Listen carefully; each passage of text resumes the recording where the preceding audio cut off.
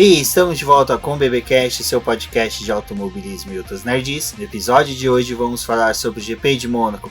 Eu sou o Rubens GP Neto e aqui comigo eu tenho a Débora Santos Almeida. Olá amigos, sejam bem-vindos a mais este podcast de muita velocidade. Exatamente, principalmente porque nesse daqui exclusivamente vamos, de todos os eventos que circularam, tivemos no final de semana, vamos focar mais do GP de Mônaco. Vamos dar só uma comentadinha ali rapidinho sobre nossas impressões sobre as 500 milhas de Indianápolis, mas teve muita coisa no final de semana, teve Fórmula E, teve NASCAR e tem o filme dos carros que vai passar daqui a pouco, então vamos correr aqui para poder assistir. Antes de mais nada, Débora, vamos agradecer a nossos apoiadores, aqueles que contribuem mensalmente, para auxiliar na manutenção do Boletim do Paddock, do BBcast.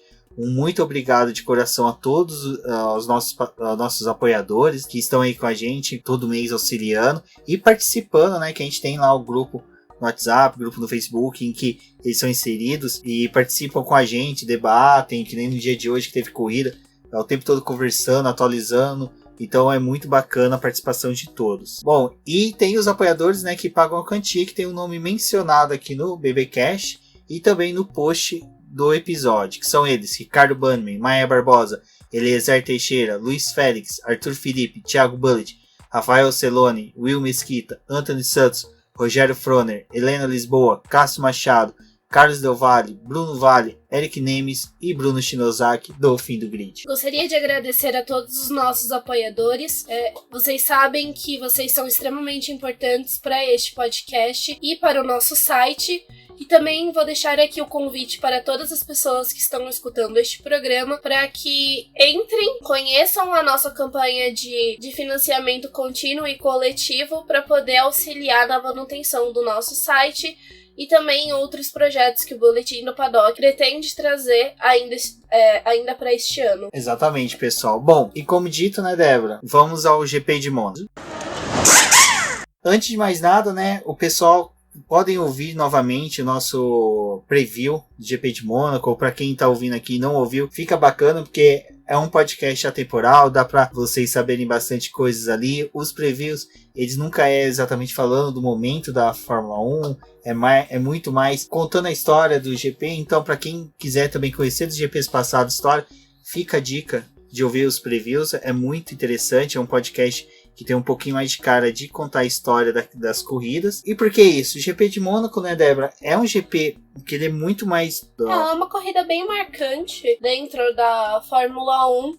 Apesar de não termos aquelas corridas extremamente disputadas, às vezes elas não são tão alucinantes, diferente da que a gente teve nesse final de semana, mas a gente vai falar um pouquinho sobre ela mais pra frente. Só que vamos dar aquela pincelada básica, nos treinos livres. Os treinos livres em Mônaco acontecem na quinta-feira. Antes era para poder liberar as pessoas para poder voltarem para suas vidas no final de semana, na sexta-feira. Só que agora Mônaco também tem as corridas da Fórmula 2 disputadas na sexta-feira. E se vocês acompanharam algumas pessoas que estavam nessa corrida, a gente vê que a pista, logo depois que acaba as sessões, tanto de treino livre quanto as corridas das outras categorias, ela vira uma pista completamente liberada, para as pessoas andarem, porque tem vários barzinhos, tem vários comércios ali. Tem um texto que eu achei muito legal no site da Fórmula 1, que é falando um pouco do traçado e todas as características que tem, porque Mônaco, por ser um circuito de rua, nós temos esse apego justamente pelas coisas que compõem o cenário dessa corrida, Bom, mas falando então dos treinos livres, o primeiro treino livre foi liderado pelo Hamilton. A gente teve a bandeira preta para Haas, que acabou sendo por conta da falta de comunicação dos boxes com os carros que estavam na pista e também a falta de telemetria. A gente sabe que não tem como ficarem sem esses dados, porque é uma forma da FIA controlar e entender o que está acontecendo com os carros, então não era possível não ter. Diferente do que a gente vê em algumas outras pistas, em que tem muitas batidas, vários problemas, Mônaco não teve, foi sessões bem tranquilas. Elas até davam a aparência de que eram muito longas, apesar de ser o mesmo tempo, porque os pilotos davam várias e várias voltas e parecia que não saía daquilo. E para Mônaco, como foi utilizado os pneus mais macios, eles estavam tentando verificar principalmente as duas gomas, né, a macia e a média, para poder traçar as estratégias para o domingo, né. O segundo treino livre também foi liderado pelo Hamilton, foi quando a gente teve as simulações de corrida, mas também tivemos aquelas disputas por volta rápida, vimos bastante da Ferrari, Mercedes e Red Bull juntas ali. Depois, durante o terceiro treino livre, que já foi realizado no sábado, o Charles Leclerc acabou, né, na ponta, e aí começou aquela coisa de colocarem nas costas dele que a classificação era pra vir pra ele, né. A gente sabia que o carro da Ferrari não tava lá, aquelas coisas, ele é um carro com vários problemas, a equipe tá tentando trabalhar para poder melhorar esse carro. Então, eu, ao meu ver, quando estava assistindo a classificação, não acreditava realmente, antes, né, do início, que o Leclerc poderia conseguir a pole. Eu tava vendo mais se eu estivesse apostando em alguém, seria mais pro Max Verstappen, por conta dos carros da Red Bull que estavam se dando bem com o circuito, mas logo depois a gente seguiu para a classificação. Bom, ainda durante o terceiro treino livre, o Vettel acabou batendo com 18 minutos de sessão, ele danificou a suspensão, foi levado para os boxes, não retornou mais para a pista e também gerou aquela tensão com relação se ele ia conseguir participar da classificação ou não, né? Que por conta do ano passado, o Verstappen tinha batido durante o terceiro treino livre e não conseguiu retornar para a classificação. Mas a batida do Vettel foi um pouco mais simples, eles conseguiram devolver o carro para a pista durante a classificação e a gente teve, acho que foi uma classificação bem intensa, né? A classificação, né, Débora, teve um começo assim, algumas equipes já foram para a pista, né, buscando o tempo para poder conseguir ir para o Q2, que uma coisa que eu observei é que muitas equipes apostaram somente em uma volta, entre as a Ferrari. O Vettel foi um que quase ficou de fora, né? Porque ele fez uma volta boa, mas só que conforme os demais foram fazendo e foi baixando, foi jogando eles para baixo, o Vettel ficou muito mais abaixo do que os demais. Foi uma coisa que a gente já podia identificar pelos treinos livres, que a melhor volta do pneu nessa pista não era justamente naquela volta de saída, né? Logo depois do aquecimento, a volta rápida. Então tinha que se preparar mais a goma para poder conseguir uma volta rápida. Alguns pilotos foram para 4 voltas, né? 2 voltas rápidas e entre elas aquela de resfriamento, mas era uma coisa constante para poder manter ela aquecida. As voltas não eram aquela coisa, né? Elas ainda foram giros altos, mas a da Ferrari assustava, porque eles estavam apostando em 1,12, enquanto a gente via que a pista estava melhorando, os pilotos estavam buscando melhorar suas voltas e que vários já estavam andando na casa de 1,11 alto. Exato, e aí foi a hora que a gente teve a surpresa do que o Vettel tava fora, né? E o Leclerc tava bem ali entre os 10 primeiros, né? Mas só que tinha muitos pilotos bons abaixo que poderiam abaixar o tempo. O que aconteceu no final, né? Porque, salvo engano, as Renault começou a melhorar tempo, as McLaren começou a melhorar tempo, a Toro Rosso começou a melhorar tempo e começou a jogar o Charles Leclerc lá para baixo. Até que no final não foi nem o Vettel que tirou, né? Foi o Hülkenberg. O Vettel, ele tinha errado na volta, então ele acabou prejudicando um pouco os compostos. Voltou para os boxes, então a equipe sabia que precisava fazer o trabalho de trocar os pneus e devolver ele rápido. Ele também tinha dado um beijozinho ali no muro de contenção, então ele precisou passar por uma verificação rápida e voltar para a pista, mas o Leclerc eles foram deixando. Ele já tava fora do carro. O Leclerc, ele já tinha avisado pra equipe, olha, eu acredito que a minha volta não é tão boa e que me faça ficar, né? Eles não, vai dar pra poder passar no limite, a gente vai passar no limite. E acho que eles não contavam realmente com a volta do Hülkenberg, porque foi ele que tirou o Leclerc. E o tempo do Leclerc foi 1:12.149. Ele tava rodando junto com os 2 carros da Racing Point. E mais atrás, com 1:13, vinham os carros da Williams. Bom, e no final das contas, o Leclerc fica no Q1, que é pra desespero dos fãs, mas só que agora vamos só dar uma conversada sobre isso, em que eu tenho uma opinião que a culpa é dos dois, é tanto da equipe como do piloto, que eu acho que assim, não é só o piloto confiar no engenheiro, eu acho que o piloto também ele tem que ter voz ativa, pra falar, olha, eu quero entrar, eu quero Eu acho que não bastava pista. só ele avisar, né, que ele tava sentindo que os tempos iam melhorar. Ele deveria ter pressionado um pouco mais para poder realmente retornar para a pista e pelo menos melhorar um pouquinho, mas eu acho que a Ferrari pensou naquilo, né? Não vamos desperdiçar jogos de pneu se não for necessário. E acabou que ele ficou com um monte de pneu novo pra nada, que foi um final de semana que ele nem correu.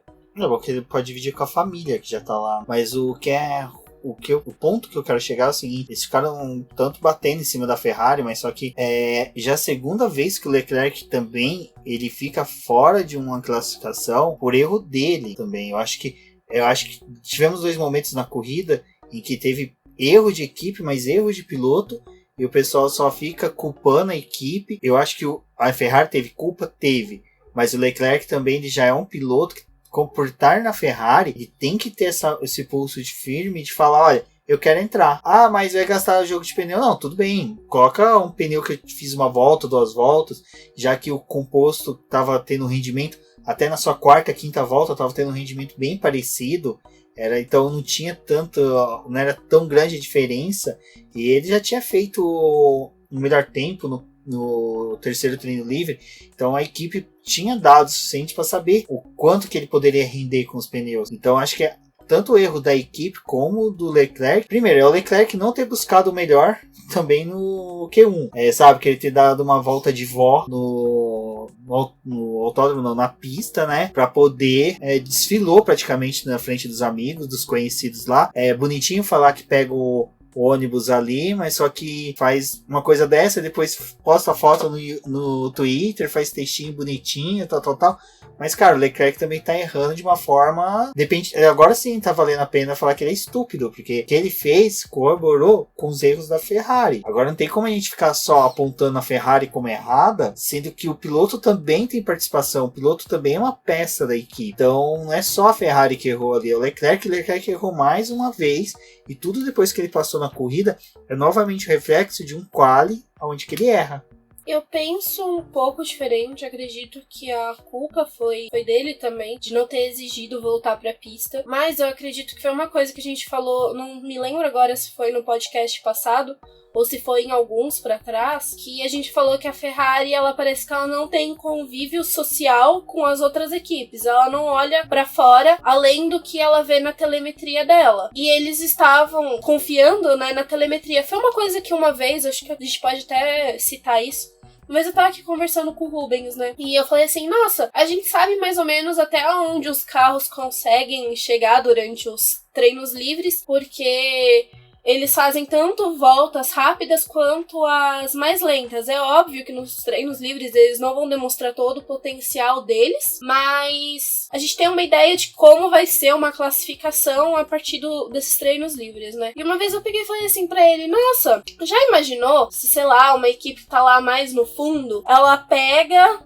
e resolve botar os 2 pilotos dela pra poder dar, tipo, uma volta monstruosa e tirar o pessoal do Q2 ou do Q3 ou do Q1 ou do Q2? Porque você tem aquele parâmetro, né, de o que cada um vai fazer e você fica naquela confiança. Mas e se alguém der na louca e falar, tipo, esse final de semana, dane-se.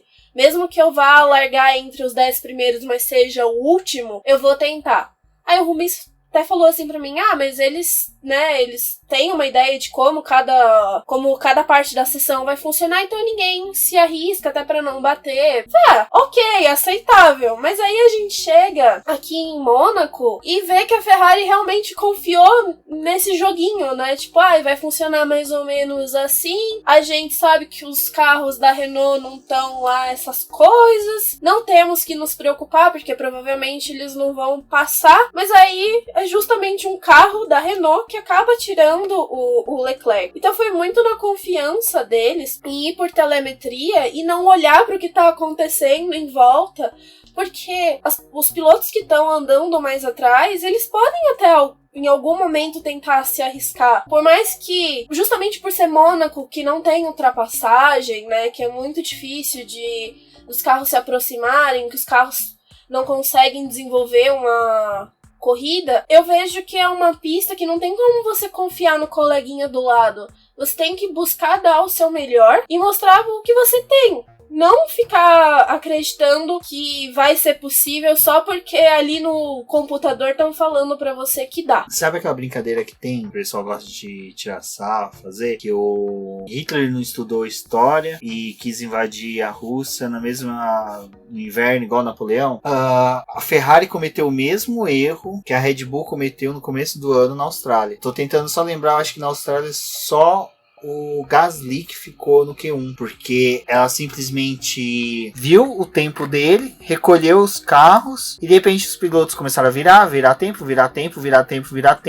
e tiraram o Gasly. Simplesmente assim. Mas ainda é plausível quando é a primeira corrida do ano. Você já tá na 6ª corrida e o circuito é completamente diferente. Ela é uma prova difícil. Então não tinha como ficar confiando no que você tá vendo na tela da TV. Isso mesmo, ó. Puxei aqui, eu vou até linkar pra vocês o quali, o texto do quali da Austrália.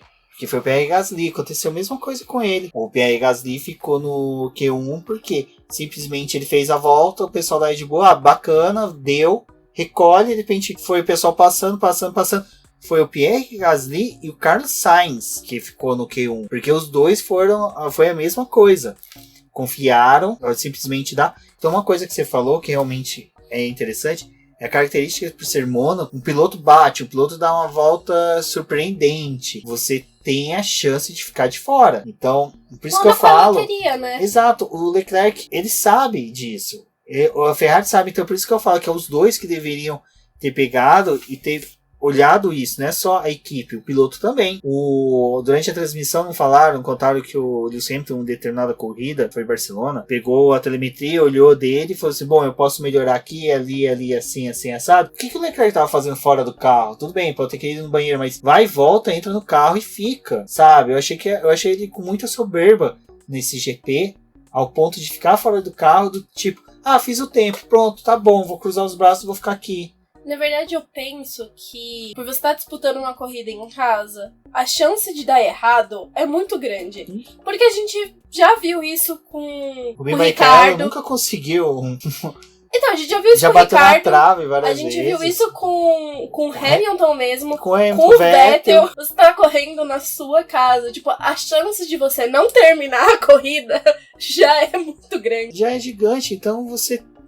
Exatamente, ainda mais tipo Mônaco. A morte perto do aniversário, sabe? Também tem essa teoria. Exato. Mas só que é verdade, tipo, então você tem todas essas situações que dá, assim, pra gente que nós que não somos pilotos, não somos estrategistas da Fórmula 1, vemos isso e tipo, ficamos atônicos quando tem uma eliminação que nem do Leclerc, que é uma eliminação totalmente patética, tanto do lado da equipe quanto do piloto. O piloto, acho que ele tem uma culpa de 30% nisso, mas ele não tem que sair e ficar falando, eu vou conversar com a equipe pra saber o que deu errado. Meu filho, deu errado porque você saiu do carro, você tirou o capacete, tirou a balaclava, tava lá de bonitinho, sabe?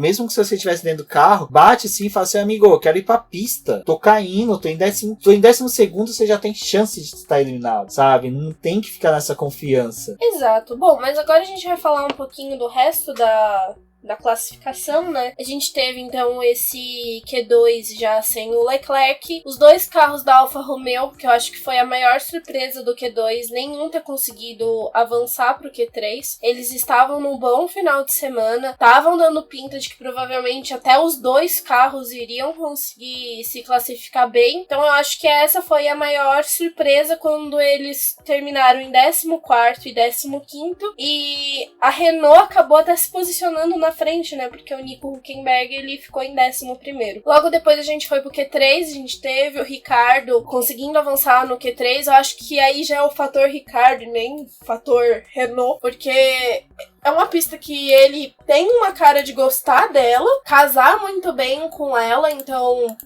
ele conseguiu avançar. Mas aí a gente teve, então, a disputa pela pole, que tava dando cara de ser do Valtteri Bottas. E aí o Lewis Hamilton foi e virou 1:10.166, colocando 0,086 no tempo do finlandês e tomando a pole. E pra mim, acho que foi a melhor imagem que a gente teve da classificação. O Hamilton não acreditando que ele tinha conseguido, então ele começou a vibrar no carro e muito feliz, e saindo, né, do carro bem emocionado por conta dessa pole.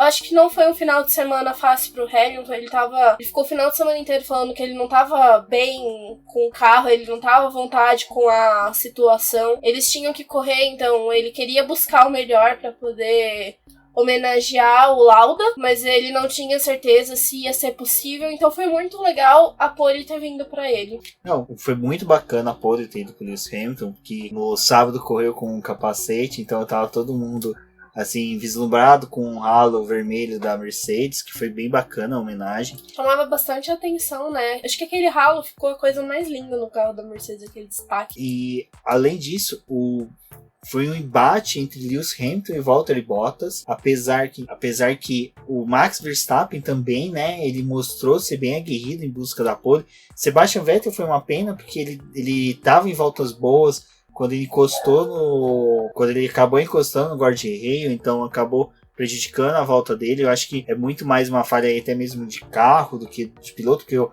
Sebastian Vettel ele casa muito bem com o circuito de Mônaco, mas o Vettel ele acabou tendo vários errinhos nessa classificação que custaram, né, um pouco das melhores voltas dele. E foi uma pena que, apesar dele ter conseguido passar antes do cronômetro zerar, ele acabou abortando a última chance de volta rápida que ele teria, até para poder tentar brigar apenas pelo terceiro lugar com o Verstappen. E além disso, o que foi legal do Q3 foi o Kevin Magnussen, né, foi o primeiro dos mortais, ali em sexto lugar, atrás do Pierre Gasly. Daniel Ricciardo, um surpreendente sétimo lugar, mas eu acho que as duas Toro Rosso, com 4 carros com motor Honda na classificação final, e o Carlos Sainz ali mostrou que realmente foi uma corrida muito mais até mesmo de características de piloto do que realmente de carros e motores.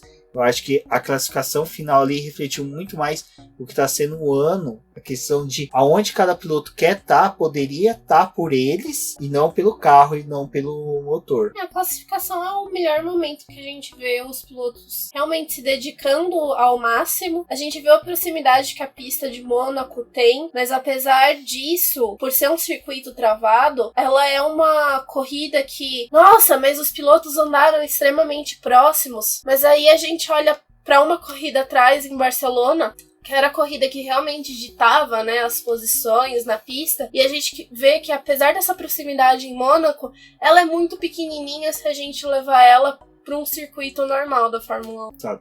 E essa pole do Hamilton, né, foi a de número 85 dele, né, foi a pole que ele consegue, junto com ele é o maior pole dentro de uma equipe, piloto que faz mais poles dentro de uma mesma equipe, superando o Michael Schumacher. Então, você vê o Hamilton, ele começa a bater pequenos recordes, né? Os grandes recordes ainda estão para ser batidos, mas a cada etapa ele vai batendo pequenos recordes dentro da Fórmula 1. Bom, começamos domingo com a chance de chuva, que foi bem legal, porque fica aquela expectativa, que a gente sabe que Mônaco, sem chuva, a possibilidade de se formar uma cobrinha, como a própria Fórmula 1 brincou no Twitter, é grande, mas teve lá, até o Valese brincou que só choveu na cabeça da Mariana Becker, mas só que a gente teve, né, essa ameaça de chuva que não teve na corrida, né, Débora? Ela, de fato, não se concluiu. A gente teve umas poucas gotinhas, mas nada que atrapalhasse a corrida, ou que, na verdade, ajudasse o Hamilton, né, com mais uma parada nos boxes. Foi mais uma largada, acho que estilo Baku, os pilotos bem conservadores, a gente não teve o incidente na largada. O Hamilton conseguiu manter a liderança da corrida, deixou o Bottas para trás para poder se virar ali. Acho que o Max Verstappen fez uma boa largada, ele tentou disputar ali, né, o Vettel também tentou ultrapassar o Verstappen, não foi possível, então a gente manteve a configuração dos 4 primeiros, mas atrás a gente via porque o que aconteceu? O Pierre Gasly, ele acabou sendo punido. Então, ele perdeu 3 posições. E Por conta disso, Kevin Magnussen largou em quinto e o Ricciardo em sexto. E aí, quando a gente teve a largada, o Ricciardo conseguiu pressionar o Magnussen, ultrapassou. Só que ele não tinha carro para poder segurar a posição e nem se manter próximo dos líderes. E aí a gente tava olhando na telemetria, né? No aplicativo da Fórmula 1. E o Ricciardo começou a ficar muito longe do Vettel. Mas muito. E aí quando a gente... As primeiras voltas já tava quase 20 segundos. 20 segundos foi muito rápido que começou a aumentar essa distância. Aí durante a volta 9, a gente teve a batida do Leclerc, que tava vindo alucinado tentando passar todo mundo. Já tinha feito uma bela ultrapassagem no Grosjean, na Haas, que aquilo sim é aquela coisa que o Galvão falou do Massa quando brigou com o Kubica lá em Fuji. É isso que se espera um piloto da Ferrari, mas só que o Leclerc conseguiu essa ultrapassagem com o Grosjean, ele pegou uma confiança e quis repetir a mesma ultrapassagem no Hulk. O Huckenberg, só que o Hulk cresceu, né? Ele sabe defender posição e defendeu muito bem, a ponto que não, nem tanto que nem foi punido. Ele soube defender. O Leclerc foi otimista demais em tentar repetir o mesmo golpe contra o Hulk. Não só isso, com essa manobra que ele foi tentar aplicar no Huckenberg, ele acabou danificando o assoalho do carro, então ele começou a perder rendimento. Além disso, ele furou um pneu, então a gente via ele jogando vários detritos na pista, que a borracha do pneu se espatifando, ele atrapalhando o piloto. Ele tava ali vendo que tava perdendo posição e não queria entregar a posição com o pneu furado. Eu achei aquilo um absurdo. Tipo, para, menino, tenta ir pros boxes ou encosta logo esse carro, porque não vai a lugar nenhum. E por conta disso, na 11ª volta, a gente teve a entrada do safety car. E aí ele foi, né, pros boxes, fez aquela troca de pneu uma volta antes. E com a entrada do safety car, o Hamilton, o Bottas, o Verstappen e o Vettel foram realizar a troca de pneus. E aí que a gente começa a ver que foi aonde ditou o resto da corrida, né? Bom, a gente fala o resto da corrida porque, como até depois teve o abandono do Leclerc, a corrida seguiu com o mesmo formato, né? Só os líderes já começando a ultrapassar os retardatários. Então a gente teve ali um momento que teve acho que o Leclerc ainda estava em pista, onde que o Kubica acabou rodando numa tentativa de ultrapassagem do Giovinazzi. Então, mas só que tirando isso, o resto da corrida seguiu dessa forma. Expectativa de chuva, o Carlos Sainz relatou que teve pingo na viseira dele, mas eu acho que a Dona Maria estava borrifando água nas violetas na varanda, porque não teve chuva. Até eu acho que a água que estava caindo cuspe. Eu ia falar que a água que caiu na Mariana Beck devia ser ar-condicionado, sabe aqueles ar-condicionado que fica pingando na cabeça no centro de São Paulo, uma droga. Ai, meu Deus. Bom, mas só que daí, é como você falou, seguiu daquela forma que a gente já conhece Mônaco. O Verstappen fez aquela barbeiragem Autorama, dele nos box, né? A barbeiragem do Verstappen. Aí que tá, voltamos ao segundo erro de equipe que deve ser reportada também ao piloto. Outro momento que eu também acho que culpa do Verstappen. O Verstappen também tem uma grande parcela de culpa nesse lance da batida que teve, o encontro que ele teve com Bottas nos boxes. Agora, por que eu vou explicar por que eu acho que ele teve culpa? Tudo bem que a equipe lançou ele no momento errado. Ali ele não tem culpa. A culpa dele tá em ele persistir em ficar do lado do Bottas e empurrar o Bottas, porque ele empurra. Alguém fala assim: ele não viu. Desculpa, cara. Ele só tem. Ele duvido que ele não olhou, ele não sentiu.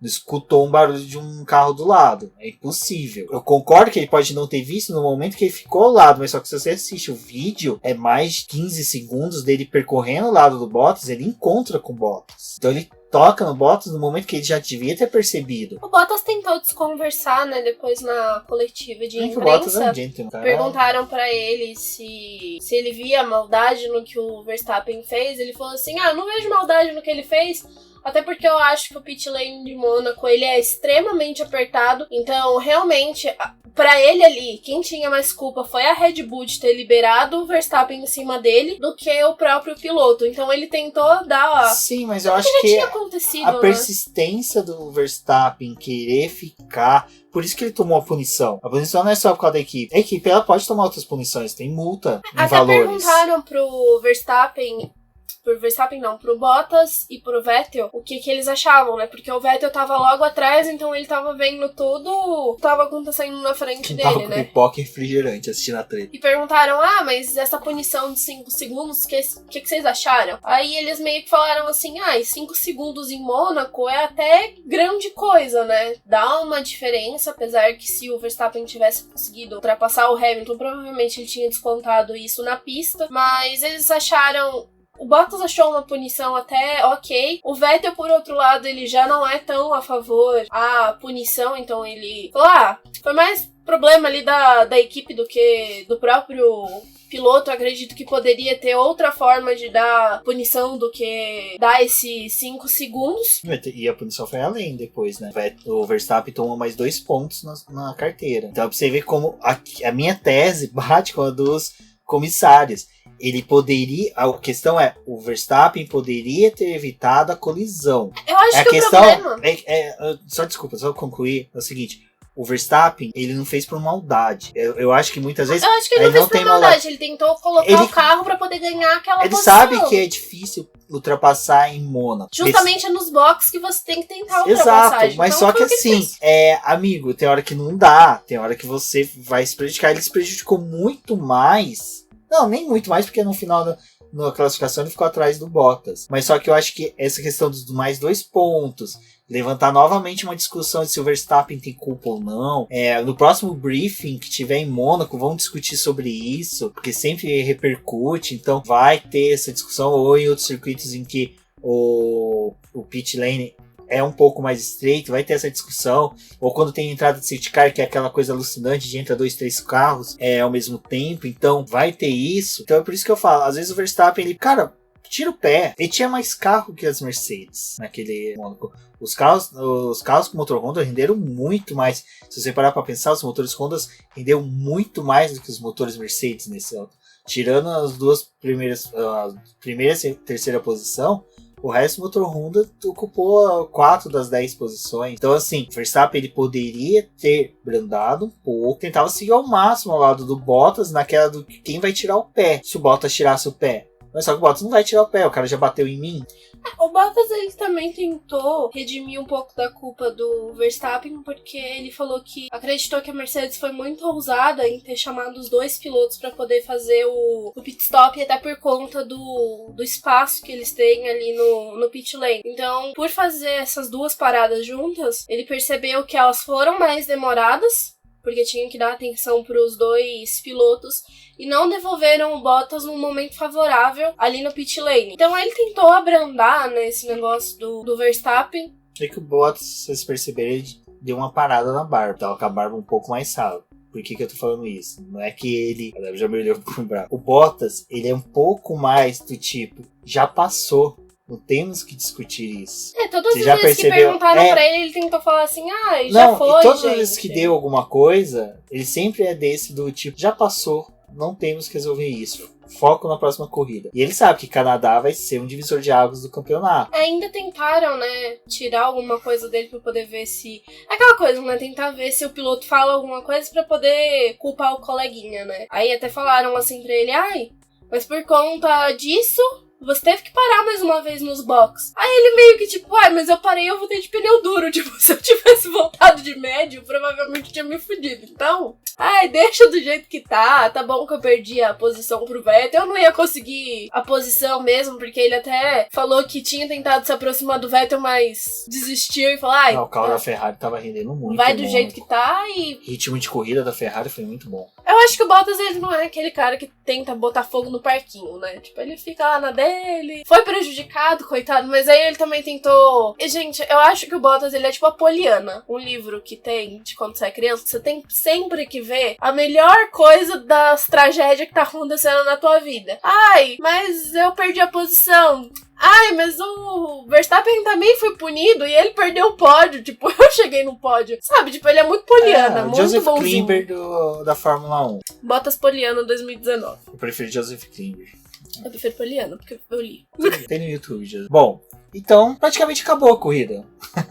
Aguardamos a chuva. Não veio. teve uma... Aí... O Giovinazzi andando igual a avó dele, né? Por Mônaco. Não, Ele tava super desfilando. Leclerc faz o Q1 que nem uma avó. Giovinazzi corre igual uma vozinha. Eu não sei o que tá acontecendo.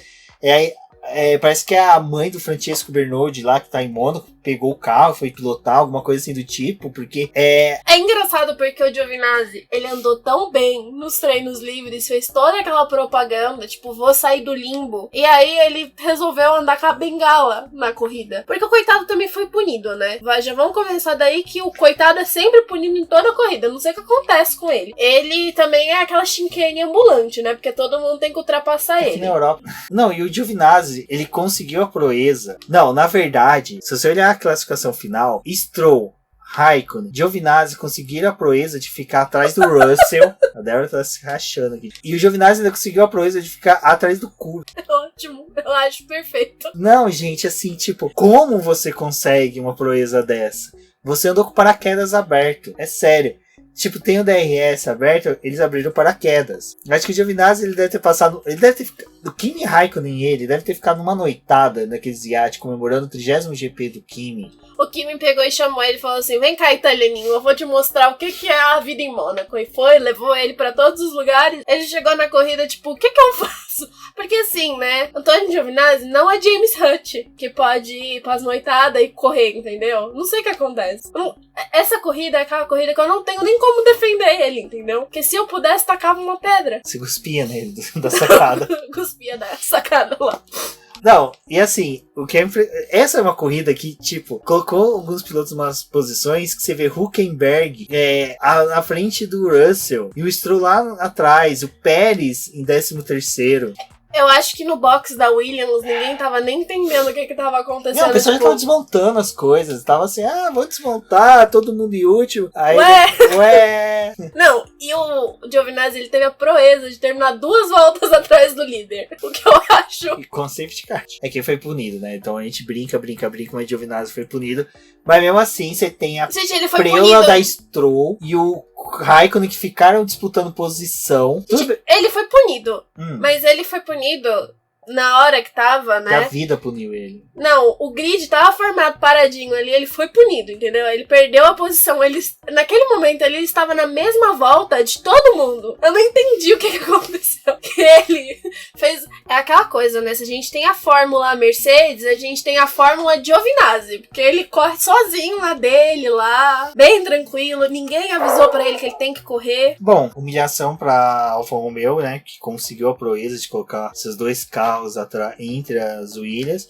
Eu gosto da Alfa Romeo porque ela faz uma puta de uma propaganda e tá fazendo isso desde, né, de Barcelona lá, quando teve os testes de pré-temporada. Não, ela e a Renault. Aí começa a cagar.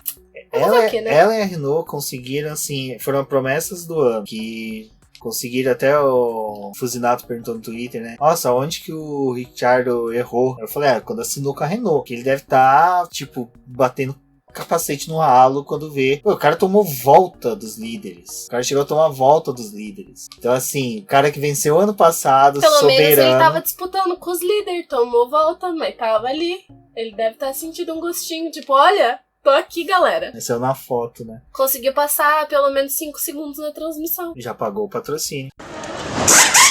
Apesar de ter tido esse grid final ali, já meio decidido, né? Lá na ponta, o Verstappen, ciente que tinha tomado uma punição de 5 segundos, começou a fungar um cangote do Hamilton, desesperado para ultrapassar. Assim, o pessoal pode falar, foi uma corrida monótona, pode não falar chata, foi uma corrida monótona? Foi. Mas, para quem acompanha, olhando essas coisas, que é desde qual a distância que tá de Zezinho, de Huguinho, de Luizinho. E do Giovinazzi? E do Giovinazzi é muito bacana. Porque, de certa forma, os 4 pilotos ali no final começaram a se aproximar, distanciar. Principalmente o Vettel e o Bottas. De hora que eles vinham, chegavam, ficavam no mesmo enquadramento, né? Se a corrida acabasse em alguns momentos ali, a gente sabia que o Verstappen ia perder a posição, mas teve alguns outros momentos que parecia que o Verstappen só perderia a posição pro Vettel, por conta da distância que o Bottas tinha tomado do Vettel. Mas o Bottas estava naquela da busca da volta rápida. Da volta rápida, ele falou porque isso. Ele sabia, né, que o era o Grosjean, depois foi o Gasly que ficou atrás dele, chegou a ficar bastante tempo, uma distância bem grande, chegou a dar 29, 30 segundos. O Gasly ele conseguiu até parar e colocar um pneu mais novo, então ele queria garantir esse um ponto a mais. Porque a gente já viu que o campeonato estava sendo decidido até Mônaco, estava tendo desempate por causa dos pontos de volta rápida, e que com certeza esse ano vai fazer muita diferença, né, no final, principalmente Vettel também, a gente sabe, vai querer entrar na briga, mas entre Hamilton e Bottas, então a disputa entre os dois ali tem um pouquinho de volta rápida.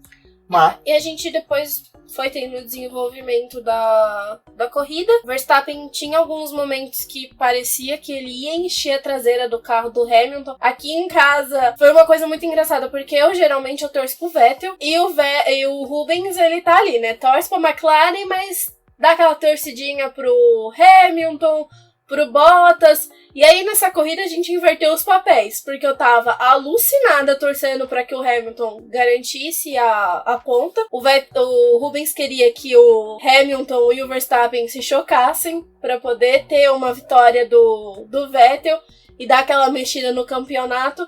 Mas eu não aguentava ver esses dois carros juntos. Nossa, foi volta, e eu só queria que alguém pegasse e desse a bandeirada logo pra poder acabar essa corrida, porque eu já não tava mais aguentando. Não, eu tava na torcida realmente de, como o termo que a Mariana usou, ciricutico, né? Ciricutico. Desse um ciricutico ali entre os dois primeiros, porque realmente o Vettel ganhando, a gente ia ter toda essa situação de que o Hamilton sairia com 25 pontos a menos, o Bottas continuaria líder, mas só que o Vettel seguiria em terceiro lugar, mas só que com uma pontuação, uma diferença muito grande do Verstappen. Então a gente tinha todo esse cenário que eu torço para um campeonato ser disputado até o final, até Abu Dhabi, independente de quem seja o campeão, Vettel ou Hamilton ou Bottas. Para mim, qualquer um dos três, desde que seja disputado até o final, mas do jeito que está se desenhando, a gente vai ter de novo no México ou antes o Hamilton campeão. Porque o campeonato de construtores a gente já sabe que tá praticamente decidido. Decidido para Mercedes, mas só que o Hamilton, ele, quando abre uma distância muito grande, o Bottas, ele é um bom piloto, ele é um excelente piloto, mas ele, para descontar essas diferenças, começa a ficar cada vez mais difícil, porque ele não tá disputando posição com um piloto que é um piloto assim que tá brilhando porque o carro é bom. O cara tá brilhando porque ele é o melhor hoje do mundo. O Hamilton, ele tava falando que desde o começo do ano ele não tá se encontrando com o carro, mas é aquela coisa, né? Ele não se encontra, mas ele consegue trazer resultado. Exato. O que eu queria do Hamilton vencer essa corrida era por causa do sentimento do Lauda. Porque eu acredito que foi um final de semana muito pesado pra Mercedes ter que lidar com toda uma estrutura de uma corrida. E a homenagem que ele fez daquele capacete, pra mim, foi uma puta de uma homenagem, assim. E fora que foi uma coisa que o Rubens estava falando, né? Quando a gente tava assistindo a corrida. O legal do capacete vermelho do Hamilton não era só por causa do Lauda, mas porque você tinha a sensação também do Schumacher, né?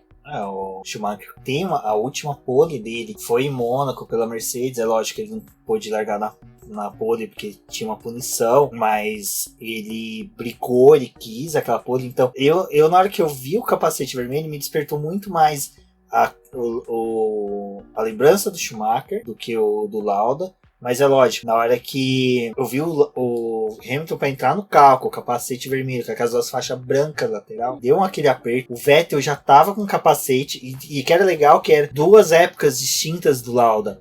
Lauda da década de 70, né, da era Ferrari, e o Hamilton com o capacete vermelho da era McLaren. Então ali, gente, é aquela coisa, sabe, de filme que você, ou um livro que você pega, tem vários easter eggs que você vai juntando assim, vai transformando uma coisa muito grande. E o Vettel, com o capacete dele, era muito significativo.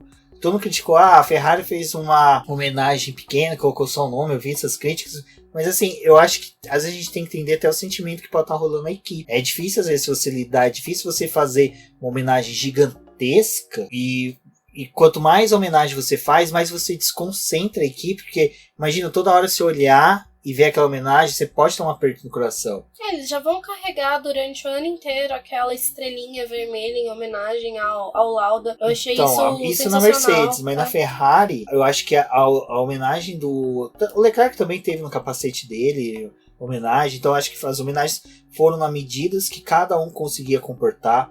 O Hamilton no final de semana ele teve uma crítica muito dura do John Watson, não o companheiro do Sherlock, mas ex-piloto da McLaren, que foi companheiro do Lauda, que chegou a superar o Lauda em certos momentos na McLaren. O John Watson foi dar uma entrevista, acho que para a Autosport britânica, não me recordo agora, mas só que ele criticou duramente o Hamilton, porque o Hamilton não participou nem da coletiva de imprensa. Ele foi pro box de moto, saiu, não conversou com ninguém. Então o John Watson falou, pô, a gente quer saber como é que ele tá se sentindo. Mas às vezes é tão duro pro cara. Ele mesmo falou depois que um dos pilotos, uma das pessoas, né, que trouxe a argumentação para ele sair da McLaren, que o Hamilton tinha um apego muito grande por ser a casa dele desde os 8 anos de idade, para ele sair da McLaren e ir pra Mercedes, foi o Lauda. Então, o Lauda que convenceu ele, né? É. Foi uma coisa que eu falei com a Rafaela do Garota da Fórmula 1. A gente até tinha conversado bastante dessa questão do Hamilton, da grande cobrança que estava tendo em cima dele, né? E eu falei assim, acho que cada um sente a sua dor de uma forma. Para ele, o Lauda era como um parente, porque ele conviveu com o cara há muito tempo. Acho que dali, diretamente, o Hamilton foi o que mais teve apego pelo Lauda. Então era difícil você cobrar que a pessoa falasse uma coisa. Tenta se colocar no lugar da pessoa. É a mesma coisa de você ter um sentimento de você perder uma mãe, perder um pai. Na hora, você nem consegue assimilar que essa perda aconteceu. Então como é que você quer cobrar que uma pessoa fale alguma coisa?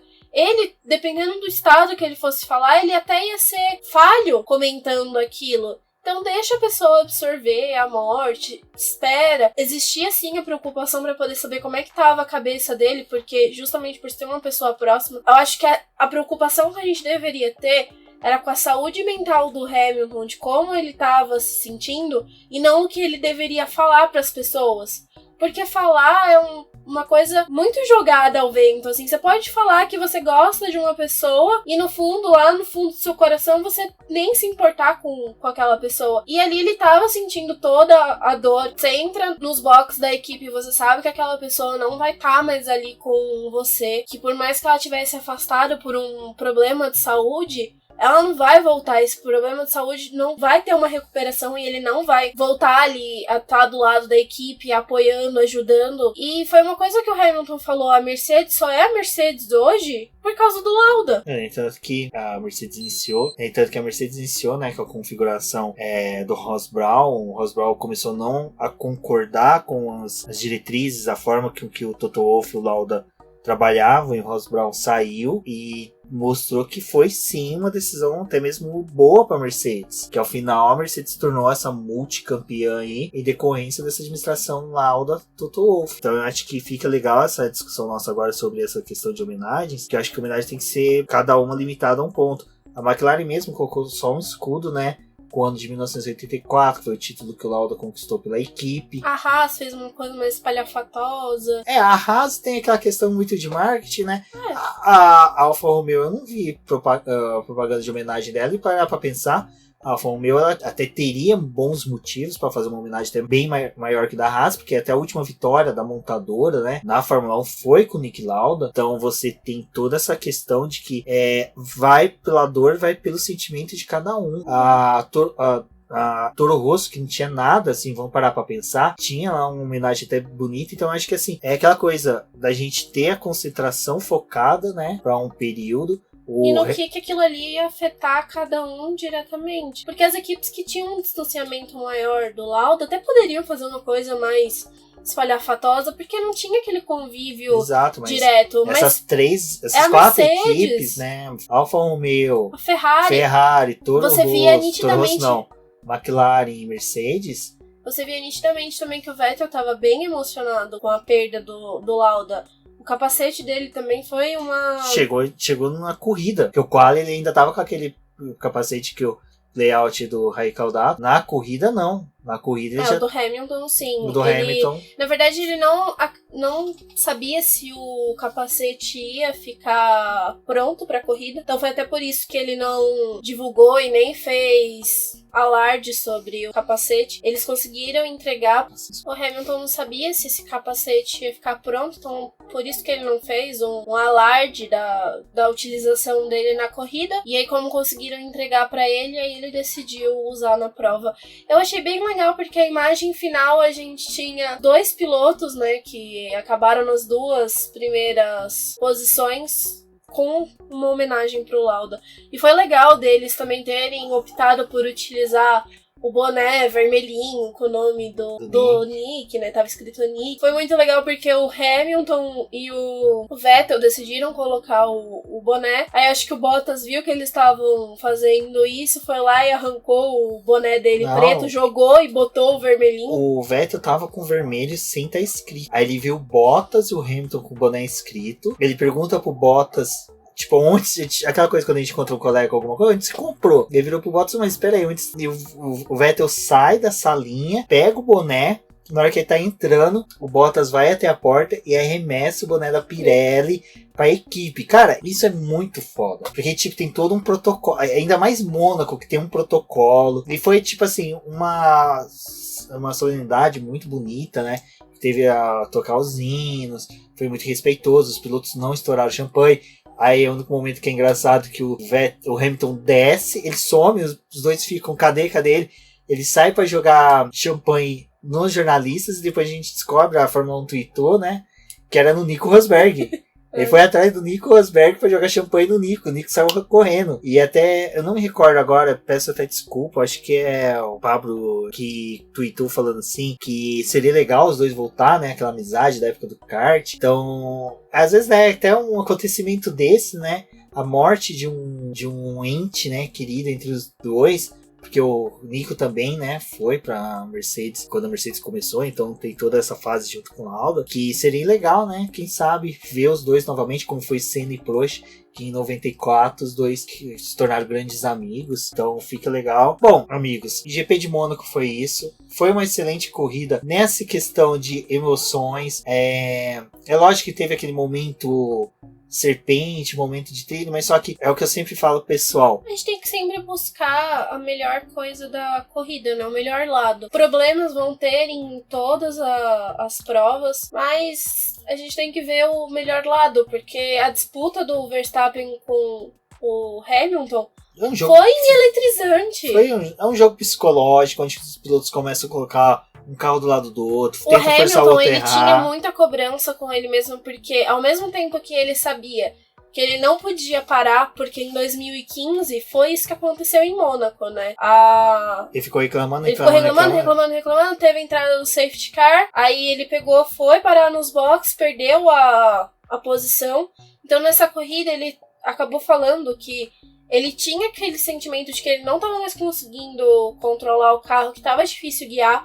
Ele realmente queria parar, mas ele tinha lembrança de 2015 que se ele parasse, ele tinha certeza que ele ia perder aquela posição, não só aquela, mas pelo menos as 3 primeiras posições ali, não ia ter mais como ele recuperar elas. Então era um jogo com ele mesmo, e tudo que ele tava falando ali no rádio nem era muito pro engenheiro dele, ele tava tentando falar pra ele, tipo, não tá dando mais, eu não tô mais conseguindo. E brigando com ele pra poder se manter na pista. Ele até falou assim, a gente tem que confiar, né, na escolha que a equipe fez.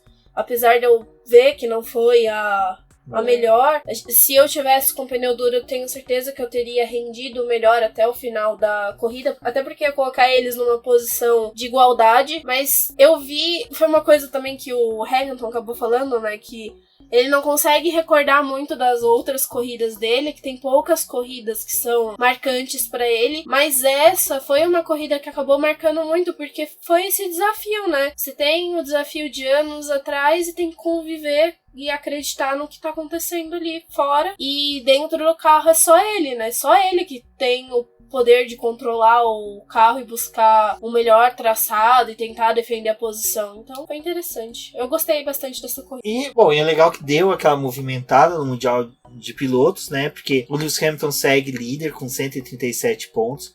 Valtteri Bottas segue em segundo com 120 pontos. Sebastian Vettel ultrapassou Max Verstappen, né, com 82 pontos contra 78 do holandês. 4 pontos de diferença, mas já é aquela coisa que a gente fala, né? Qualquer diferencinha ali, qualquer gordurinha agora é uma boa. O Leclerc tá bem atrás na 5ª posição, são 57 pontos. No 6º lugar vem o Pierre Gasly com 32. No 7º lugar, o Carlos Sainz com 18 pontos. Na 8ª posição, Kevin Magnussen com 14 pontos. No 9º lugar, o Sérgio Pérez com 13 pontos. E ainda em 10º, Kimi Raikkonen com 13 pontos. É engraçado como é discrepante, né, a diferença entre o Lewis Hamilton e o Bottas contra os demais, até mesmo contra o próprio Sebastian Vettel.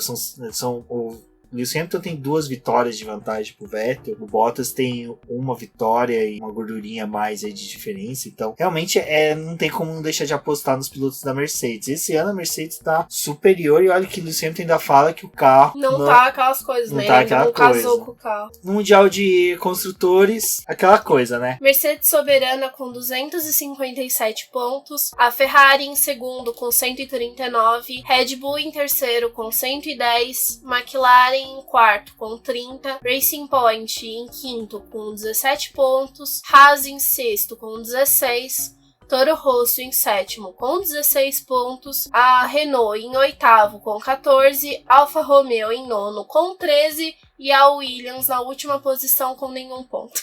Engraçado que entre a quinta e a nona a diferença de 4 pontos. Então assim... E foi o resultado dessa prova, né? Porque a Alfa Romeo tava mais pra cima, mas como a gente teve os 2 carros da Toro Rosso terminando na zona de pontuação e muito bem. Ricardo pontuando, Grosjean pontuando, né? Então, o que acontece também é que qualquer piloto que conseguir ficar pra cima, né? Conseguir uma boa classificação, vai conseguir levantar a equipe. Então, eu acho que essas 4 posições aí do quinto ao nono vão ficar se alternando durante o ano, né? A McLaren eu acho que vai conseguir chegar a ficar ali em quarto sem ser incomodada, mas também não vai conseguir incomodar a Red Bull. Incomodar ela tá bem distante. A Racing Point visava esse 4º lugar, mas por conta dessa discrepância que a gente tem, né, ao longo das corridas, que a Racing Point tá muito bem num circuito e muito mal no outro, então ela também vai trazer essa variação pro campeonato. E a Alfa Romeo é aquilo, né, vai ter corridas também que vai estar muito bem, outras nem tanto. A gente espera uma constância um pouco maior da Haas, mas ainda temos bastante corridas pelo ano, então vamos ver. Que uma dupla como Hülkenberg e Richard em 8º lugar. Bom, o GP de Mônaco acabou. Vamos dar só uma palhinha sobre o que a gente viu na Indy 500. Já avisando aquele momento disclaimer para todo mundo, não atirem pedras na gente. Nós não somos... acompanhamos, né, a Indy do começo do ano até o fim. A gente eu, principalmente, assisto as corridas daquela forma que eu acho que eu já falei para vocês aqui no programa. Eu sento, assisto, mas ligação com a corrida é quase zero, é mais para apreciar, porque eu gosto.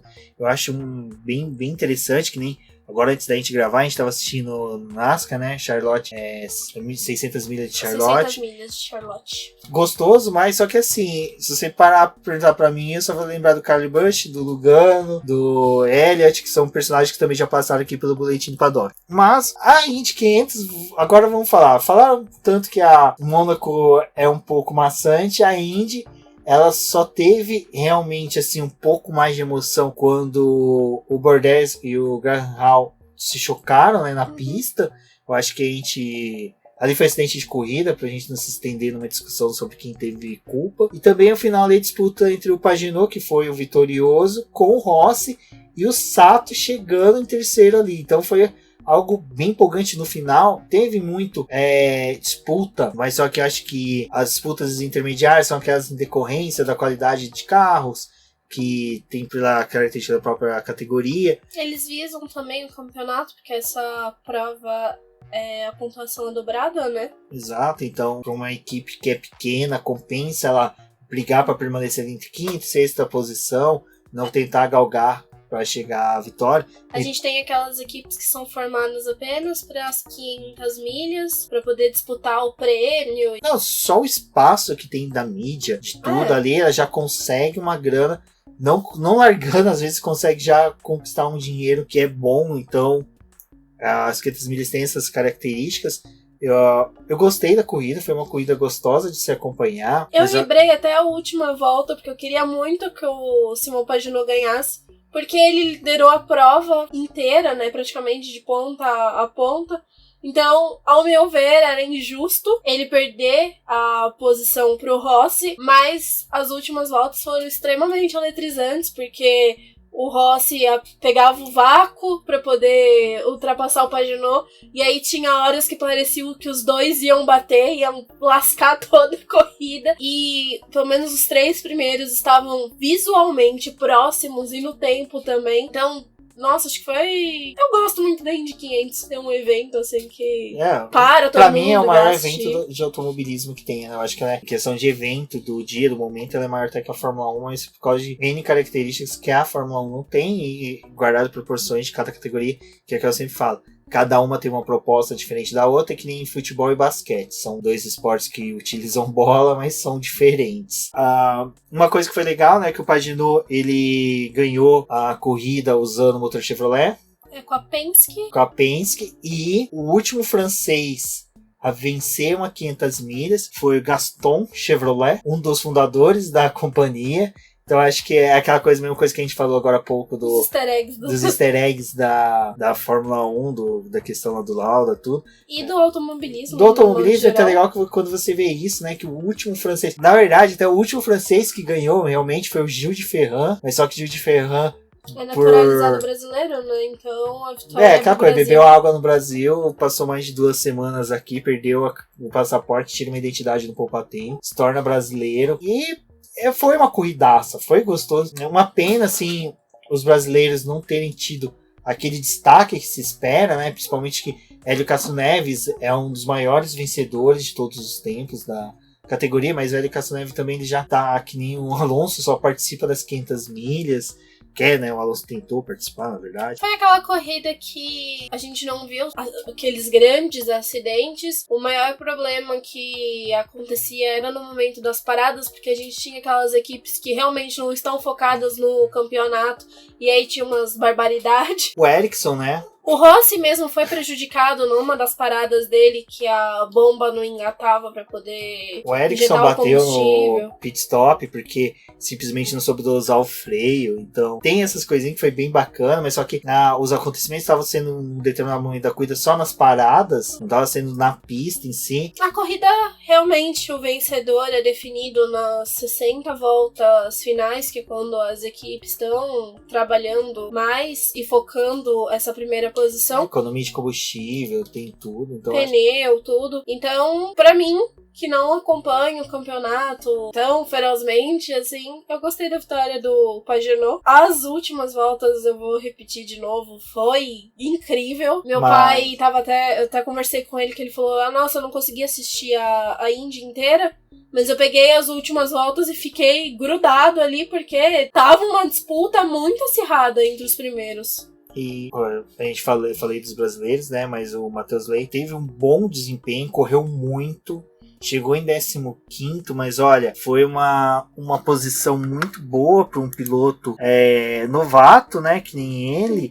Então, ainda mais com uma equipe forte, que é uma equipe assim que, pelo que eu tô acompanhando da Indy, ela é uma equipe bem parecida, vamos supor assim, com uma Toro Rosso, que é uma equipe que pode brilhar, mas nem tanto que semana passada eu assisti, né, semana retrasada, desculpa, teve GP de Indianápolis, que era um circuito misto, choveu e o Matheus, pelo que eu entendi, ele é um excelente piloto na chuva e ele correu muito em Indianápolis no circuito misto, na chuva, sobre a hora de parar, é aquela coisa que piloto também tem que saber a hora de opinar. Então o Matheus, ele é um piloto que acho que a gente pode ficar de olho, eu acho que ele tem um grande futuro no automobilismo, principalmente na Indy. A escolha dele de ir para os Estados Unidos, permanecer na Indy, focar na Indy, não querer ir para a Europa, focar na Fórmula 1, como eu lembro que na época muitas pessoas criticaram ele. Ele tem o Tony Kanaan de companheiro, que eu acho que dispensa comentários. Acho que o Tony é um cara que,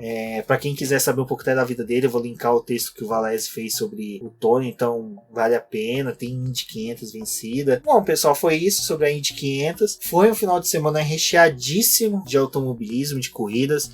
Como o mundo da F1 lá do Fabrício falou, foi o Dia Mundial do Automobilismo. A gente teve corrida o dia inteiro. Começou com o Globo Rural, carrinho de café, corrida, então seguiu durante o dia, né, Débora?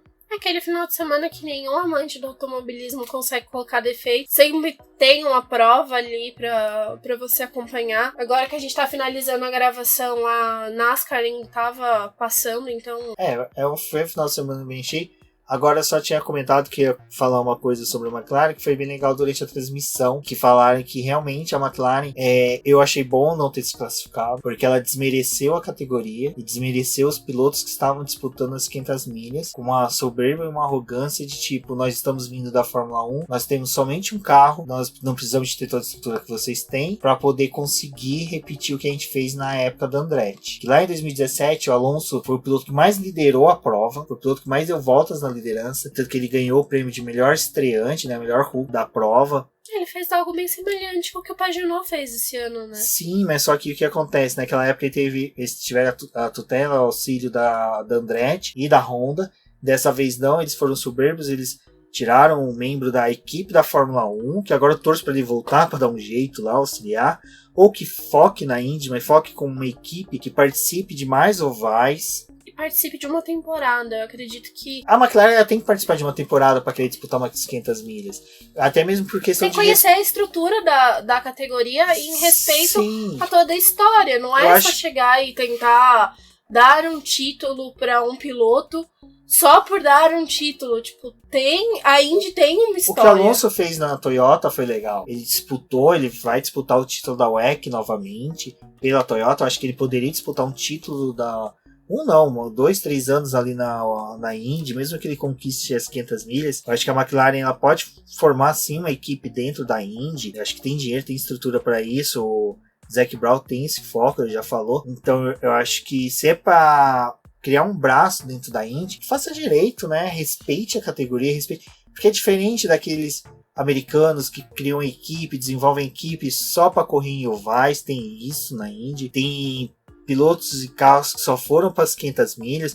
Foi o caso do Junco, né, que foi a equipe do Kaiser que tirou o Alonso, né? Ele só tinha um carro, só tinha uma estrutura para participar, mas só que a diferença é que aquilo é a vida deles. É tudo, eles se doam para aquele dia do ano. Diferente da McLaren. A McLaren, não deu ali, vamos comemorar o Carlos Sainz que teve uma boa colocação. Nós somos quarto no Mundial de Fórmula 1. Então é por isso que eu falo que a McLaren foi com muita soberba, muita arrogância e prepotência para a Indy. Porque você vê, ela bateu, o Alonso bateu o carro, não podia colocar, não tinha peça, não tinha outro carro.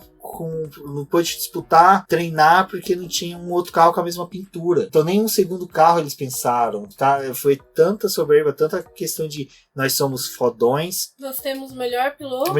Melhor carro e mereceu. Perdemos dinheiro pra caramba, perdemos tempo, mas só que é aquele tapa na cara que às vezes eu acho que a McLaren tava precisando desde a época da Honda. Que falava que a Honda era isso, aquilo outro, tá com 4 carros hoje em Mônaco.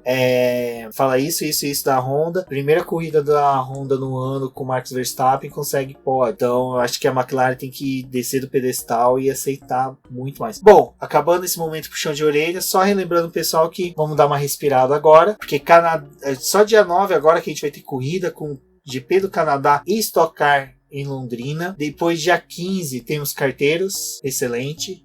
Ótimas fotos. Na Granja Viana. Então, quem estiver em São Paulo, quiser ir lá comparecer, encontrar com a gente, chama. É bem legal. Temos muitos apoiadores que correm lá.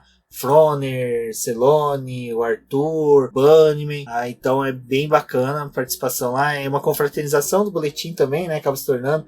Foi bem legal o Arthur, que dispensa comentários. A participação dele tanto nos carteiros como aqui está sendo sensacional. Dia 22 de junho, Fórmula E na Suíça inverno. Também temos o retorno. Já aproveito o gancho para falar da Fórmula E, que o BBcast tem o seu primeiro BBcast proibido. O BBcast que eu, a Cíntia e o Sérgio Milani gravamos do Epix de Mônaco. Infelizmente eu tive complicações no parto, vamos por essa forma, do podcast, na edição. Então já fica aqui meu pedido de desculpas a todos, né, os ouvintes.